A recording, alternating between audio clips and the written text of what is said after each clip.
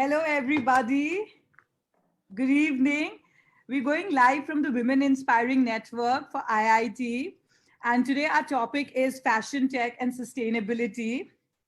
Women Inspiring Network has taken shape in the last 4 months, and we are very, very happy for the work which we've done. It has kept me inspired.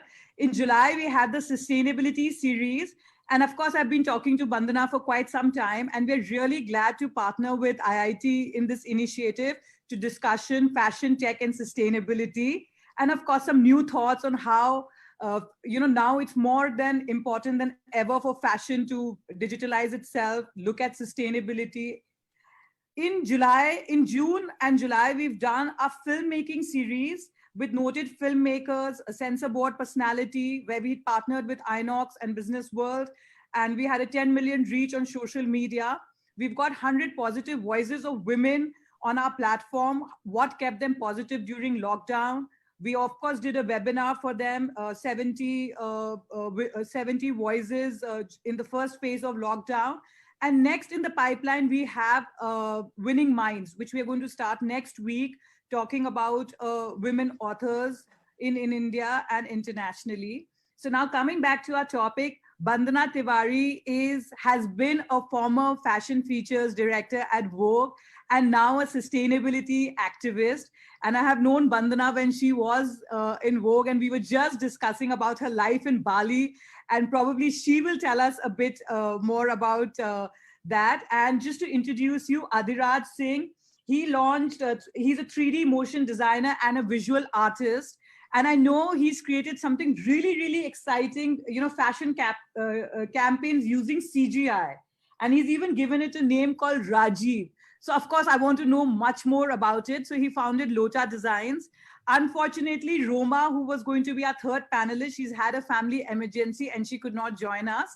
But of course, we'll get a video recording from her and share with you all shortly about her thoughts. So Bandana, quickly tell me a bit about your journey, and of course, tell us where the fashion world is moving, especially in the technology space. Hi, everyone. Good evening from Bali. I moved here about 4 years back from Bombay.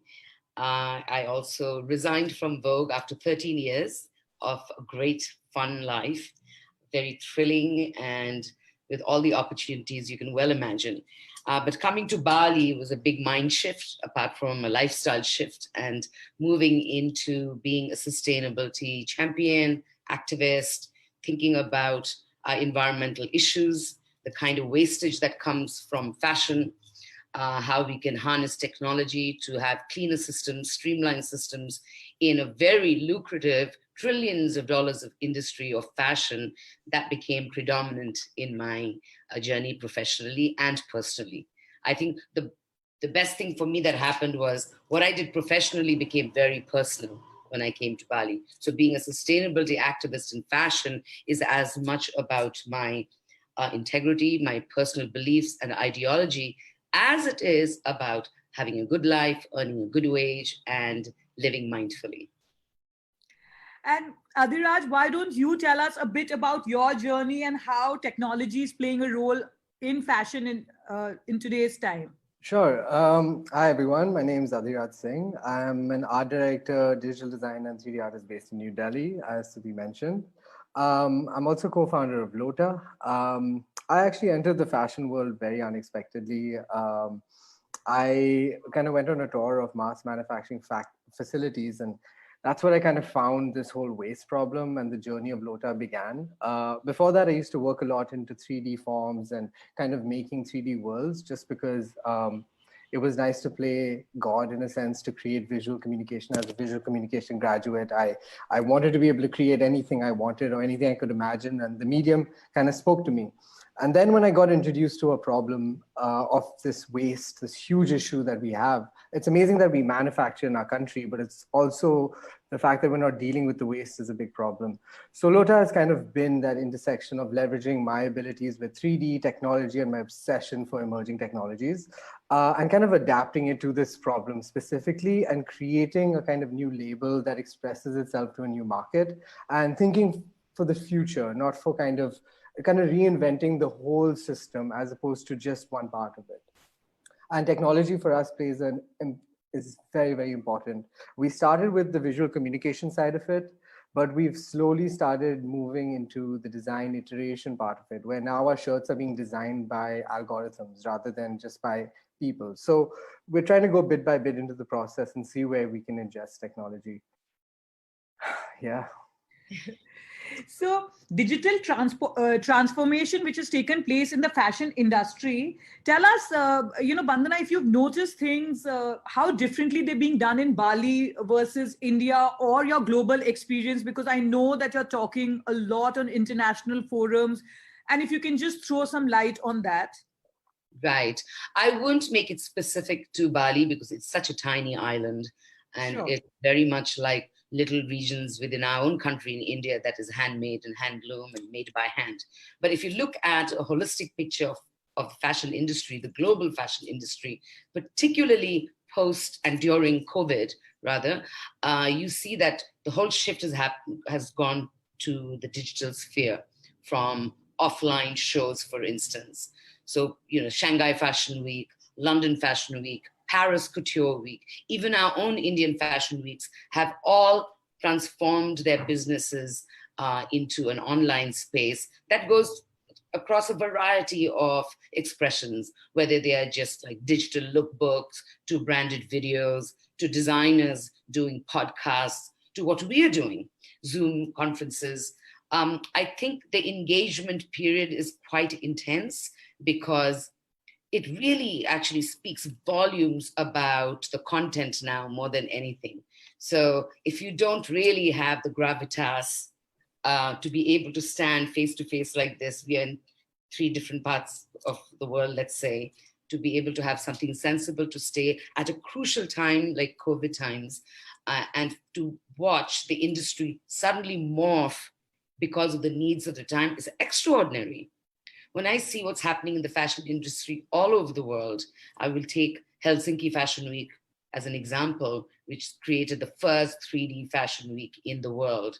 I mean, I was absolutely gobsmacked because here I am in the jungle in Bali, and now I have an avatar, a 3D avatar that's created because I'm a mentor for 2 designers, one who's sitting in Brussels and one in South Korea. And we are waiting for our headsets to arrive, and we are going to be in a virtual space of collaborating and cross-pollinating ideas. And I find that magical. I mean, Adiraj, you deal with this every day, but for me, I'm telling you, I really feel I'm in an Avatar movie. I'm enjoying this shift very much. I don't think the fashion industry will ever be about only technology because it's such a visceral touch and feel industry. We love things made with love, with creativity. We want to touch it. We want to smell it. We want to clothe our own bodies with it. I get it. But I think the excessiveness of the past years has to be addressed. And there is nothing better than technology that come to our aid. Yes. And Adiraj, please give us your thoughts on the same. Absolutely. I think it was really nice to hear Bandana actually feel that through that experience, right? Like to actually see Helsinki Fashion Week create this digital form and kind of see herself in a digital world and what the possibilities of that bring. Because to me, that's something I've always kind of been interested in, just making stuff in this room. Like Dota was basically made in this room. And to see people now like really see themselves in it in a way and kind of embrace it. And I absolutely agree with Bandana. Like it's not trying to get rid of the tangibility. It's not trying to get rid of like real models or anything, which is a question I've been asked a lot of times. It's just going to help a lot in the inefficiencies that exist currently and also offer an alternative potential solution. And it's about the symbiosis, it's about the harmony. And that's something, even because I have a label, I can kind of see every step of the supply chain and the visual communication and see consumers' reaction, see the data, because we are very data driven. Like I really like data and I see how people react to campaigns. I see all of that. And I feel like you have all this information and it's important to use it. So coming back to your question as to like how digital can kind of like what it actually means to be digital in fashion. And you also Right. collaborated with Roma during the Helsinki Yes, Fashion Week. So you yes. can talk a bit about that. Absolutely. So that was really interesting because she's a jewelry designer. She's a tech. She is a focuses on the handmade aspect of thing. All her collections before were completely handmade, and she was really interested in what I did in terms of digital, and I was really interested in what it can bring to her.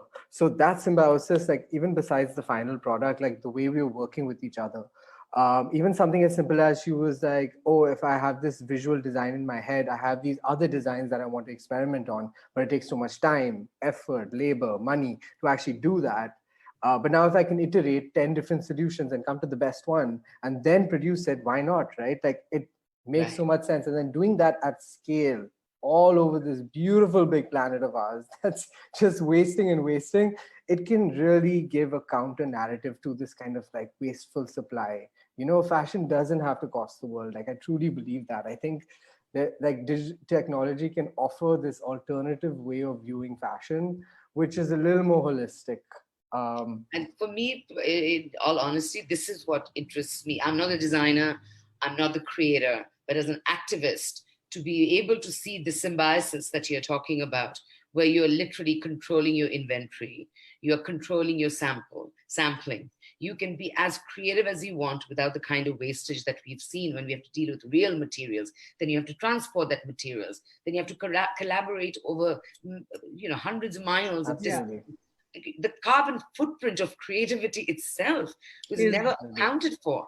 And so Absolutely. when you talk digital, then you really have a very valuable, tangible conversation on how you are diminishing your carbon footprint yeah, without compromising on creativity. And Absolutely. as Adiraj said, imagine if a lot more people, a lot more designers started actually thinking about holographic designs, about not just about designers but creators coming together in a virtual space. I mean, think about fashion weeks in the world. yeah, I've been to all the fashion weeks. I've been to Paris Fashion Week 3 times, 4 times, because of the cruise collection and the autumn, winter, and the spring, summer collections. I cannot tell you. Of course, it feeds in a lot of tourism money into cities, but the number of people traveling into the country, the number of shows, the volume of people that had to be led in, the kind of food that has to be consumed, the cars that have to ferry them around. It's an endless stream yeah, of excess. And of course, the environment is going to bear the burden of it. So I think when you look at that larger scale of that kind of excess, and then you sort of go micro into what yeah, Adiraj and Roma worked towards, is a beautiful, like a microcosmic example of what it can yeah, be at a macro level. yeah. And No, just to I take up totally. from that point, just one other point is the thing that I love about that fact is that digital, if you have a physical fashion week, that experience is limited to the people that have the ability to be there, right? It's the people that are sitting to see the fashion week are interacting. But the minute you digitize a fashion week like Helsinki Fashion Week, that is democratized. That Correct. experience is given to anybody, whether you're the Queen of England, whether you're me, whether you're anybody, right? And the tools that have made that are democratized, where a company like Louis Vuitton can use the same software that I can use. And then Yes. it levels the playing field of access, Right. which is something that really, really interests me fundamentally. Yeah. In fact, of course, my question was going to be that, the digital footprint and throw some light on carbon footprints of fashion weeks, which of course you all have touched. But tell me, are we being truly digitally sustainable right now? Well, there is a digital footprint too, because Yes. we have to use electricity. Electricity has carbon emissions. Yes. Um, there is no doubt that the kind of carbon emissions that come from digital footprint right now is nothing close to fossil fuels, for instance, right? I mean, Yeah. I have to get into numbers because this has suddenly become a thing, Right. digital Yeah. sustainability. Right. It's really, and I didn't want to talk, like put it in a bracket too quickly, because it becomes a catchword. Like Right. Right. sustainability itself became such Right. a catchword. No one in the world knew what the hell it was all about, and meant everything and nothing at the same time. Yeah. So Yes. I'm very careful to talk about digital sustainability. What I do know as a layperson who relies on my laptop to do my work, to stream, to whatever I have to do, as we all do, I need to recognize that there are ways and means of making sure that I curtail, I understand my digital footprint. So I can go to a variety of websites to say, this is my day's work. This is how much I stream. This is the kind of work I do. I can put a figure to my footprint. And then you can find little incremental ways to make changes in your daily lives. You know, if you're watching, for instance, a song on YouTube, you could be listening to it downloaded as a song, not as a video. I mean, those little things, because that's your streaming pattern, right? So I have to say, I'm sure Adiraj has got a lot to say about this, but for me right now, the digital footprint is very much about like first understanding how much the digital world is going to consume us because of COVID. But yeah, I mean, there have been advantages. So let's say, you know, since work from home has been there in India since March, I mean, even though we are in an unlocking phase, but what has happened is the travel time of people has reduced. So, you know, all that is leading to lesser pollution. I mean, I'm not talking about the subject here, but overall, the way we all are doing things is completely changed. What are your thoughts, Adiraj, on this? So it's such a new field, right? This is the first virtual fashion show that's ever been done, right? And it's the first year that people are transitioning to it. So the data, like coming back to data, I'd looked for it and it's not cohesively unavailable. And how you equate the data to each other is also not, like, it's difficult. So that's what interested me a lot about Helsinki Fashion Week, because Evelyn Mora, the founder, she acknowledged this, and they're actually doing a study right now that is going to measure the impact of their virtual fashion show compared to their fashion show last year. And that's something that I feel is going to be a cohesive study within this field to kind of give a comparison, give data points. But from what I've seen, 2% of the world's the emissions come from the internet, right? The running of data centers, XYZ, that's 2%. But then I started thinking about the other 98%. Now, the 2% is the whole internet, right? This amazing connection we have as a species is 2%, right, of that energy, the other 98%. So that's what I'm really curious about, like even the trade-off that comes with digital fashion, assuming that you have to use energy regardless of anything, because we will consume, right? That's not going anywhere. Long story short, I'm looking forward to seeing what the data is going to show before I can speculate on it. Yeah, make sure you share that with me. And do tell us a bit about working with your CGI technology and challenges of working with CGI and its challenges and benefits. Right. So CGI, I think the closest kind of art form that has used CGI that we've all familiar with is films, right? VFX and kind of like storytelling through the form of like visual effects.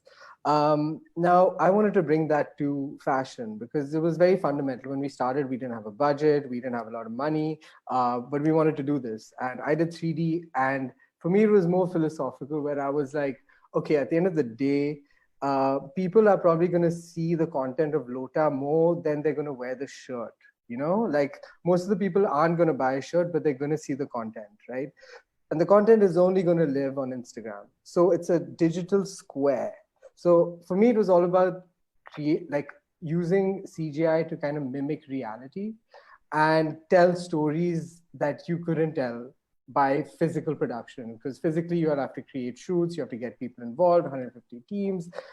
What do you do with the material after you use it, right? And again, at scale. So everything we've done in Lota, all our campaigns has been sitting in a room using CGI, which is Rajiv, you create a model, a CGI set, you create the set that they live in. You can, once you create all that, you can control every single variable. So then it just depends on what story you want to tell.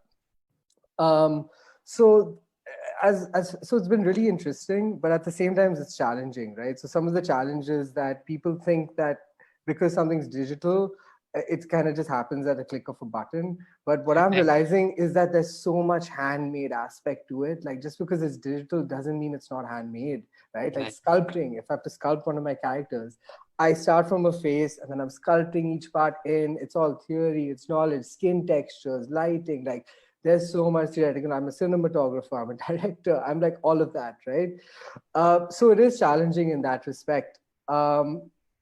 But at the same time, like once you kind of optimize it for yourself and your brand and you find out where it can work for you, there's tremendous opportunities. Like, let me tell you. Adiraj, what I found really interesting while I was, I've started reading a lot on sort of augmented reality and virtual reality in fashion specifically, and how interesting that the gaming industry is so interested in fashion now. Yes. Because you already have your characters. Yes. Now you just slap on a Gucci on them. Yes. Or whichever brand you want, and hopefully that will translate to sales at some point, because it's entertainment that could lead to sales. So I find, and there are certain brands that are already engaging in making sure that certain popular characters in Dungeons and Dragons or whatever are wearing the right kind of sneakers or the right kind of clothes that are cool enough, and hopefully that will translate into sales. Yeah, I mean that's a really interesting thought. In fact, they've even done it in a lot of films, and I've seen it in a lot of, especially South Korean and Chinese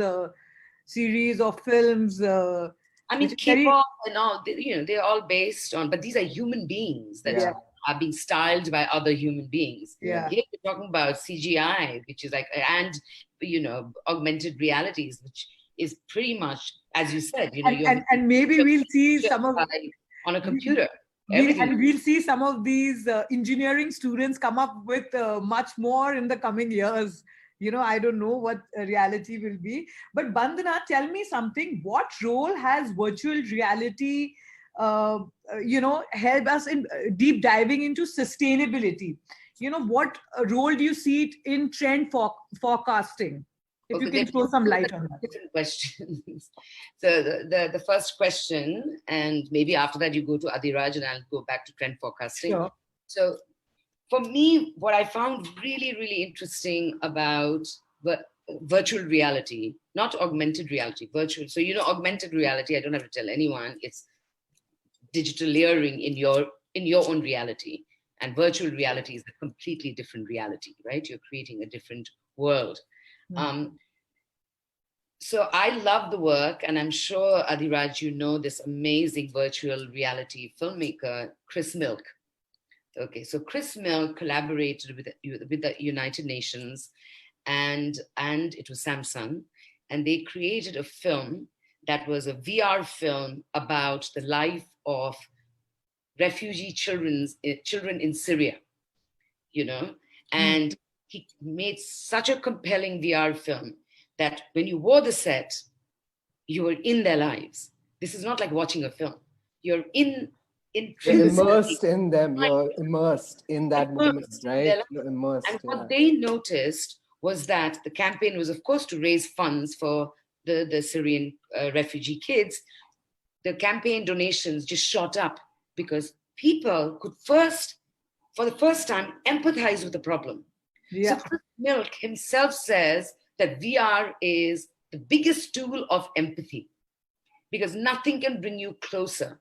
So when I talk about sustainability and VR, imagine if we could put a VR set and I walk into a landfill with millions and millions of plastic or clothes that have been thrown away, not worn once, but thrown away, and I'm standing in mountain tops of this waste. How can I not be a sustainability champion after that? Indonesia, the most polluted river in the world is in Indonesia. It's called the Citarum River. And two of my friends who are activists, they just made canoes, like kayaks, out of thrown away plastic water bottles and sailed down the Citrum River. And they garnered so much social media attention because of the film that they are literally they're kayaking down like the most putrid river that's bobbing with plastic. And that's also coming from fashion factories in Java. Okay. And then they made such a huge impact that the president of Indonesia came and met them at the banks and committed that within 7 years, it would be the cleanest river in the world. And he has now harnessed the Indonesian army to help do the cleanup. Now that was just through a film. Imagine when VR comes into it and you are the one standing atop that plastic kayak and sailing down that really vile river of pollution. It will change your life purpose, as it does for a lot of activists in this field. Yeah. I think VR has, and already like companies like Oculus, which is now owned by Facebook, they already have started putting VR filmmakers with NGOs so that they can come together to make these compelling stories that can engage us consumers and Conversation. visitors, to change our ways, to donate, whatever it is. But I find it extremely fascinating and very powerful a tool. What are your thoughts, Adirat, especially on augmented reality and VR, in environmental awareness and around fashion? Absolutely. So exactly what Vandana said, it's this idea of immersing yourself. That's what VR does, is that you just put on a headset and you're there, right? But another step from that is that you can design experiences using digital forms to kind of tell more of that story. So say, for example, you're standing in front of a landfill. Now you can actually go back in time. Like you could generate that landfill, or you could remove that landfill using VFX techniques. Maybe go back in time, look at the environment as to what it was back in the 1960s using real data, right? All this data is available. So it's using these different tools to kind of like create these experiences that can actually impact people. And I see VR being a strong tool for that. AR is a bit different. AR, when I think about, it's bringing these things into your world. You could do that, but because it lacks the immersive nature that VR has, I feel that you can't have these total experiences. You could, as it gets better and better. Like for example, there's a Snapchat filter where you can be in your room and you can see like how much flooding is happening, or like even weather forecasts. Like they show like this is the wind that's happening, so you can generate these things. But coming to fashion, I feel AR has a huge scope in kind of seeing real-time fashion, right? Photographing things and documenting it in terms of like 3D forms in AR. Like, what could you do with that? Like for us, we're trying to see if you can. So all this is made out of scrap, right? But if you photograph it and it turns into 3D using AI and AR, you could then create your Lota shirts in real life at a click of a button and just see clothes in front of you, right? You can have experiences embedded in your reality. You can have Rajiv be like a friend to you, right? He could Yeah. be, if you're going through times, or a sustainability champion or trigger points. So there's a lot of scope, and I hope that like especially since this is for IIT, like I see like India has so much unique value to offer, and I think for that to happen, the engineering and the creative and tech communities really need to come together and Yeah. just really do something, because I think there's a lot that can be done. And I also feel with like augmented reality, like, so far our fashion world, what we always professed and indoctrinated was see now, buy now. Okay. Mm. But with AI, it's try before you buy. Mm. Right. So what happens is immediately we are hoping that means you just don't keep buying and buying and buying and wasting and wasting and wasting and disposing and disposing. So the idea that now you have AI capabilities to try before you make the decision, hopefully it actually cuts down on the kind of purchases that people make that result in waste. Yeah. So for me, every angle of technology or the capabilities that are being enhanced yearly, if not monthly at the rate we are going, is to see, does it benefit the sustainability agenda? Yeah. Mm. And with augmented reality, because it's so much about the experience before you buy, whether it is, we have a saying in the fashion industry where now fashion stores have become like websites because of Yes. AI. Like you walk in, and I mean, I'm talking about more sort of affluent cities with, where things are more digitized than where we are. But in reality, it's not very far away from all the rich brands doing, or powerful brands doing the same thing, that you walk into the store and you're walking into a website. While when you go to a website, you feel like you're going into a brick and mortar store. So Yeah. they have switched places. But the advantage, in my very frugal opinion, is that I hope that all this trial and virtual and augmented reality will allow us to make better purchases, value our money, value the processes, Yeah. understand the supply chain, understand why things say they are cheap because Yeah. someone's paying for it somewhere. If it's Yes. going to cost you $2.99 for a t-shirt where the cotton comes from one country, it's beaten into yarn in another country, then shipped to another country to be cut, then goes to another country for a screen print to be made, and then you're paying $2.99 for that t-shirt. Someone's Yeah. paying for it. And it's usually Yeah. people from our part of the world, Yes. India, Indonesia, Bangladesh, Cambodia, Vietnam. So I hope like this augmented reality will allow us to get into processes, trial and error without the cost to the environment. So hopefully we'll make better, more reasonable and mindful choices when we buy. Yeah, and we've all been in lockdown, and I mean, when I speak to my young team, no one has really shopped now, even though you can shop online or the malls have opened. And I remember, Bandana, you talking about going on a fashion diet in one of your articles. So, it becomes like we all look at it, you could buy one piece, which is very, very, it doesn't necessarily need to be a particular piece where, the dues are not being given to people who actually work towards it, and Right. overconsumption is reduced. Right. And Adiraj, please throw some light on blockchain fashion system, and what are designers doing to adapt themselves in India, and tell us a bit about that. Sure. So blockchain is essentially a technology, right? And the idea is that if you're a product designer or you're a brand owner, your IP can be freezed in this public ledger for anyone to see. Right? It's a simple idea that once I put this packet of information, I say that I have transferred this thing to Bandana. Nobody can hack that. Nobody can change that. That's documented for life, right? So it's this idea of when you put something out into the world is to create a digital footprint to document where that moves throughout the process. And that's really important for sustainability because it's important to be transparent, to be sustainable. It's very important because even if you want to kind of call out bigger companies, right? If you're a smaller company, you can be like, this, I can be completely transparent. This is where everything goes. And I can use a standardized tool called blockchain to prove that. Nor can I change it. But if I tell a bigger company to start do real sustainability and not greenwashing, then they'll have to put their money where their mouth is and document everything on a blockchain, which essentially everyone can see and you can't ever change. So it kind of puts attribution and your kind of like your reputation into this public ledger. Now, there are some Indian companies that are doing this. Textile Genesis, for example, they are really well known, and I'm actually really fascinated by what they're doing.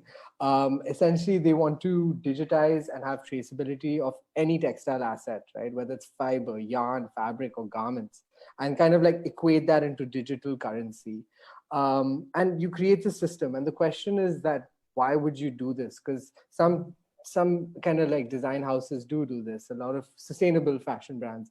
But the problem is that they have these RFID chips or they have this kind of like stock codes, which kind of get lost over time and really doesn't do anything material. So blockchain kind of like offers this ability to standardize the transparent nature that sustainability seeks and kind of like have that permanently for the future, for future generations, and to kind of like see accurate data right now.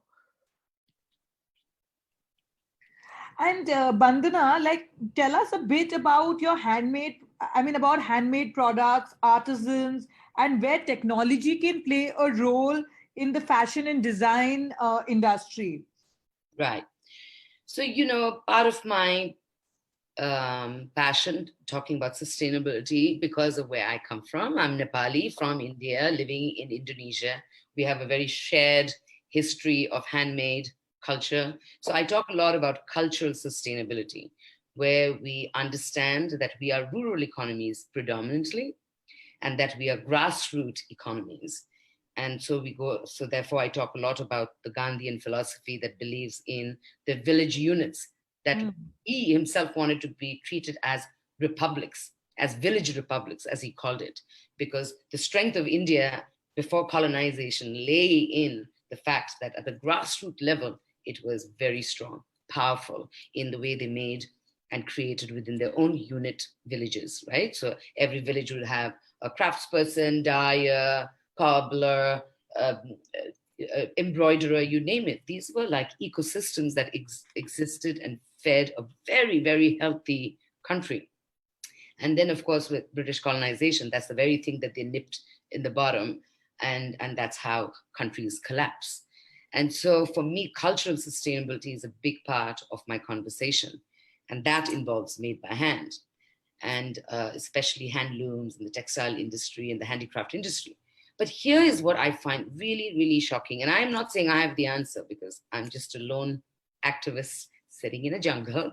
The soft powers of India, okay? One is technology, one is textiles. I just find it fascinating that the two haven't met yet in a way that can change the industry. Now, I know that there's certain websites that, the forefront of encouraging and promoting handicrafts from all over India. They're trying to map, sort of digitally map the sources of handicrafts all over the country. But I think that's a mapping issue. You're talking about where the NGOs, where the village clusters, where the artisanal clusters, this region makes this kind of fabric, that region, that's mapping. Now, what with that? Where does technology come in? I mean, I do a lot of work in I've been part of Global Change Award in Stockholm, that we give a lot of money to innovators who come up with incredible sustainable fabrics and sustainable practices in fashion. That's why today we know about pineapple cloth, we know about silks made from crop waste, we know vegan leather that comes out from grape wine waste, cloth being made out of algae and mushrooms, unbelievable stuff. I just feel India somewhere has really lagged behind in, for all the talk that we have all over the world about Indian artisanship. India contributes 2% to a $400 billion craft industry of the world. We are only 2%. Can you imagine?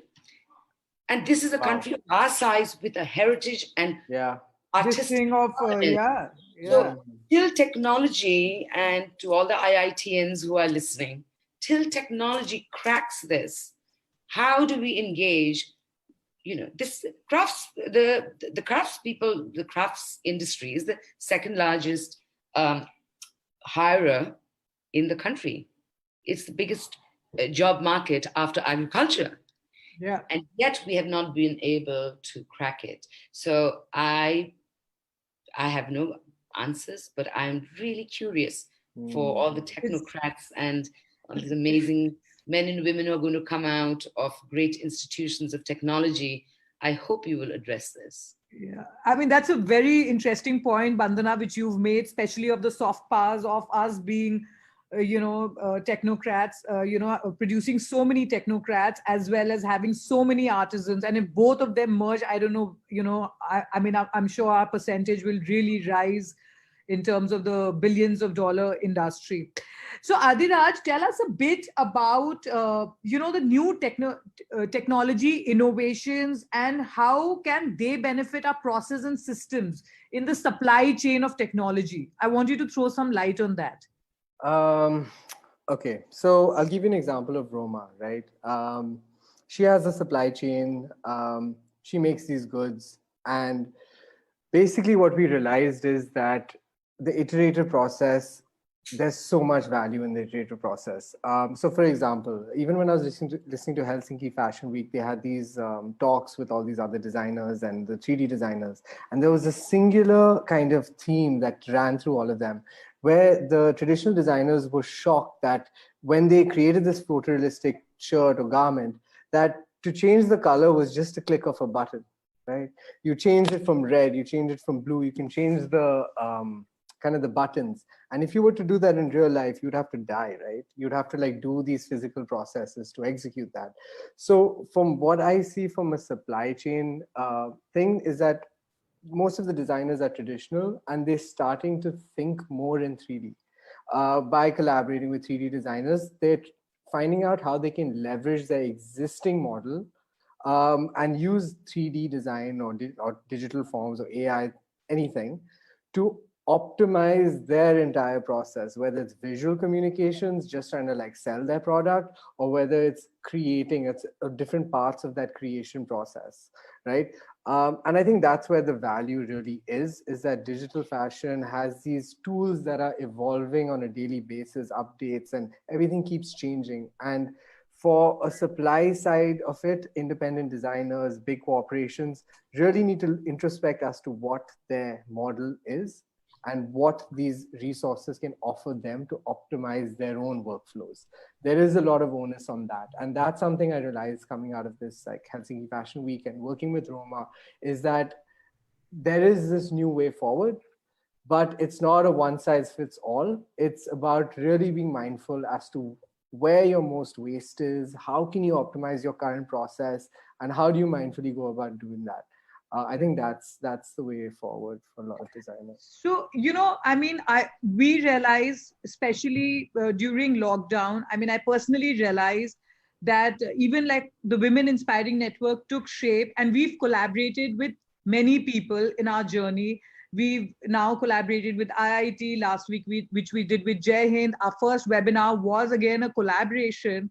And, with collaborations and partnerships, whether it's been Inox for the film series or Business World or any other, we've actually managed to reach a scale of 10 million reach in a short span of 4 months.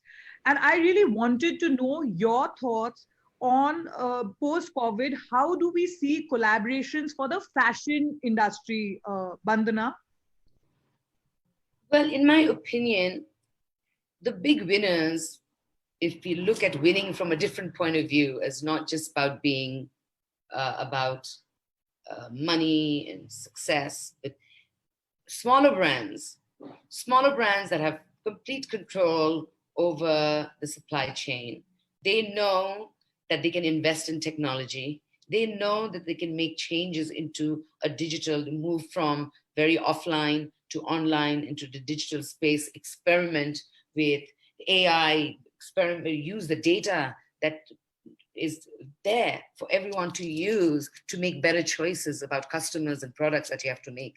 I think the smaller brands that are tightly controlled have great possibilities. But ideologically and philosophically, you have to believe that bigger is not better. Yes. It's about being authentic at every stage of your business practice. Here we are talking about fashion, but it very much applies to anything that you could be doing in your life. So I feel very optimistic for younger brands that will show the resilience because they're probably millennials, they're good with technology, they dive into it, they already have a collective of their own, their tribe, that share the same ethics as the creator and the consumer. And so I feel they are ripe for making these big shifts. But when I see big fast fashion brands and these mammoth countries that are opening one store per second all over the world, that kind of scale, it frightens me. They have to make such dramatic changes to have better practices in their system. Did I answer your question? Yes. Adiraj, what do you think? I mean, of course, you Yeah, mentioned that how you collaborated with Roma, but any other thoughts in terms of collaborations? right. I could not stress more on how collaboration is so important going in the future, especially for individuals and starting out and small companies. Like, there is so much value to be gained. Speaking just within fashion, we have a history of textiles, this amazing heritage. We have some of the best technology talent, we have the best engineering talent, and we have some very, very creative people in the community. Problem that I see is that I'm a cross pollinator through and through. Lota was started. I had no idea about fashion. I met a knitwear designer, understood this whole world, but I brought my own spin to it, right? Which is technology, which is CGI models. And I think at the core of it, collaborating across cross-pollinating within different fields brings new value at the end of the day. And it's unique value. And I think as we have so much heritage to draw from, I think thinking creatively post the pandemic world, or even currently in the pandemic world, has only been accelerated. And I couldn't advocate it more. Like, just somebody that you have no idea about their profession, but they're really good at what they do. You're really good at what they do, and just trying to find a symbiosis or a problem to solve and just execute on that. Like, I couldn't stress on that anymore. Like, it's definitely worth the exploration.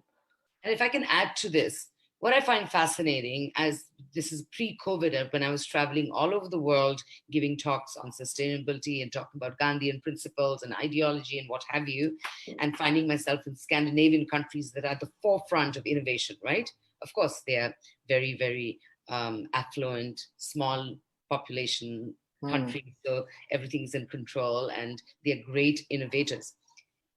My whole life changed from being called the fashionista who has to go in heels and look the part, walk the part, and all that nonsense, going into conferences where the new world for fashion was defined by cross-pollinators, that designers were collaborating with biochemical engineers, with textile developers, with startups from Silicon Valley, from food waste managers in Italy, and they were collaborating and then coming up with a solution, because someone can think of waste to wealth. Someone can think about technology or how you can convert that mushroom into a silky fiber, but working with a designer. It was unbelievable. It was full of geeks, and that was my little paradise. Wow. Amazing. It changed the whole landscape, even visually, of what fashion was all about. In fact, now when I think about what fashion it was, or if it continues to be that way, it's regressive. Fashion has to solve world problems. Fashion has to solve clothing waste. It has to look after our bodies as acts of mindfulness. It has to think about the Bangladeshi factory workers who are living in penury now because a handful of very rich Western brands decided not to honor their contracts during COVID. So what you wear on your back, you have to be beholden to a moral compass. And so fashion for fashion's sake, if it just exists, beauty for beauty's sake, then I certainly don't personally prescribe to it. And so for me, this cross-pollination has to happen to affect change. It has to be about social change. Of course, we want beauty, but we want social change. We want equality. I think that's very important to understand. And our last question, your last thoughts on a winning message for our aspiring students. Bandana, do you want to go for it? Go on, Adhiraj. Okay, go. Adhiraj, you started, then Bandana. So there's no getting around that there is a pandemic happening. It is a very tough time, right? However, I genuinely do believe there's a lot of opportunity. Like India, we're the second biggest country, right? We have amazing talent. There is the democratization of technology is happening right now. You can access anything. You can send anybody an email. Like, we have to find out what this new value is in this world, like our values, what we want to do, like how we want to contribute to the future. And you can do it. Like, there is opportunity. Like, having this pessimistic post like is not going to do anybody any favors. So I think everything we've talked about, like just diving deep into it, there is value there. There is opportunity there. Like, think creativity, think out of the box, try new tools, get experimental, talk to people outside your bubble. It's worth the exploration. Like, it's worked for me and I'm having a great time. And I recommend it, definitely. Vandana? My last words. I get super excited about technology. I'm not as proficient as Adhiraj is, but I love the larger picture. I love it. But here's my appeal. Like, it's so wonderful to be catapulted. We are going to move so fast into a bigger, brighter world where technology is going to play such a big part. But I think we should always remind ourselves that we are humans, and we can never forget the humanity in us. And so the machines should always be our tools, and we shouldn't be the tools of the machines. And I know it's very George Orwellian in its forecasting, but look where we come from. I mean, we're all from India, and here in Bali, people from all over the world come here. Why? Because they come here for Ayurveda, for yoga, for Vedanta, and I'm talking about very secularly. This is not a religious prophecy I'm trying to make. I'm talking about secular ideas of good living, of compassionate living. So I think With all this talk about technology and innovation, we cannot forget our humanity and our compassion.